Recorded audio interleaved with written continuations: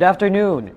Defense Secretary Teodoro calls South China for what he calls as roguish behavior after it used water cannons twice in a row on Philippine vessels in the West Philippine Sea. In an ambush interview, Teodoro says the country should not accept China's illegal and roguish behavior. He adds that Beijing's intention to occupy the entire South China Sea is against international law. Meanwhile, Armed Forces of the Philippines Chief of Staff General Romeo Bronner Jr. says he joined the resupply mission to the BRP Sierra Madre at Ayungin Shoal on Sunday and saw firsthand China's harassment. Bronner was aboard the Unaiza May 1 while the resupply boat was rammed by a China Coast Guard vessel.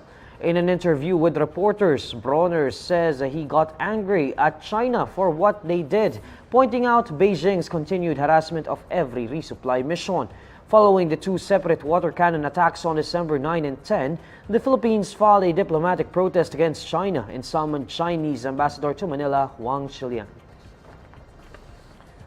A third petition has been filed with the Supreme Court asking to declare as unconstitutional and void the release of the 125 million peso confidential funds to the office of the Vice President in 2022.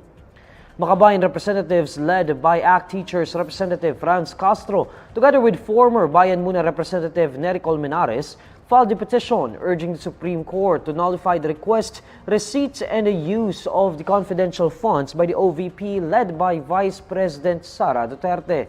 The petitioners also call on the Supreme Court to declare the 125 million pesos auditable and order its restitution. According to the petitioners, the release by the Office of the President of the 125 million pesos has no legal basis because there was no congressional appropriations for the OVP in the 2022 General Appropriations Act.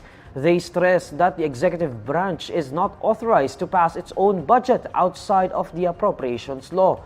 The first petition was filed by a group led by former COMELEC chairperson Christian Monsod and lawyer Barry Gutierrez. The second petition was filed by a group led by retired Supreme Court Senior Associate Justice Antonio Carpio and lawyer Howard Calleja. They also asked the Supreme Court to declare as unconstitutional the 125 million peso secret funds issued to Duterte's office in 2022. The Antique provincial government says the number of fatalities following the Ceres bus accident rose to 19. According to Antique Governor Rodora Cadiao, the latest fatality brings the total from 18 to 19, but no other details were provided. Cadiao likewise reveals that they were able to secure the dashcam and memory card from Valyacar Transport, urging a thorough investigation of the tragedy. Citing Valyacar Media Relations Officer Jane Marquez, Cadiao says the dashcam is no longer working. She adds that the company is withholding the damaged equipment as well as the compromised memory card containing vital information about the incident. The governor then highlights the need for bus companies to invest in high-quality equipment in preparation for unforeseen accidents.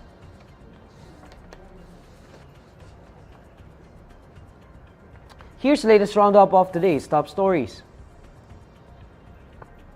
Defense Secretary Teodoro calls out China for its, quote, roguish behavior after using water cannons twice in a row on Philippine vessels. Senator Risa Ontiveros bears stories of abuse of women and kids under Apollo Quiboloy's The Kingdom of Jesus Christ. And government employees to receive one-time service recognition incentive of up to 20,000 pesos. And these are the stories you need to know today. I'm Neil Mercado. Follow INQUIRER.net on Facebook, X, YouTube, TikTok, Instagram, and Reddit. For more stories, visit INQUIRER.net. Good afternoon.